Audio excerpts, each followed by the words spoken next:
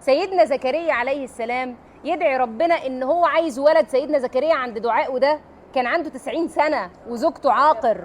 الإنسان اللي عنده 90 سنة ده أنا خلاص قربت أموت، ده الولد ده هيجي وعايز تربية وعايز رعاية وعايز. النبي عليه الصلاة والسلام يقول لنا إيه؟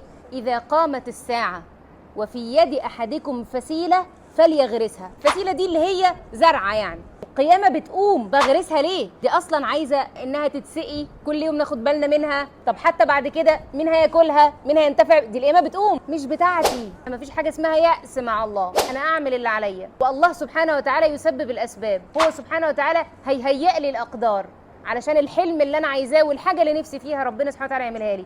بس انت اسعي. الله سبحانه وتعالى إذا أراد شيء هيسبب لك الأسباب ويرزقك بغير الأسباب، واللي انت شايفاه مستحيل مش مستحيل على الله، بس هو يكتب الإذن.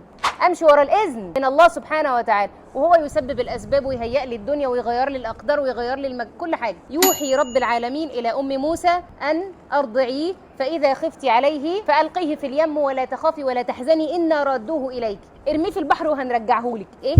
دي حاجة منطقية؟ اصل احنا ما بنمشيش مع ربنا بالمنطق. ما ينفعش تمشي مع ربنا بدماغك. ازاي انا مستحيل الحاجة دي تحصل؟ مش مستحيلة على الله.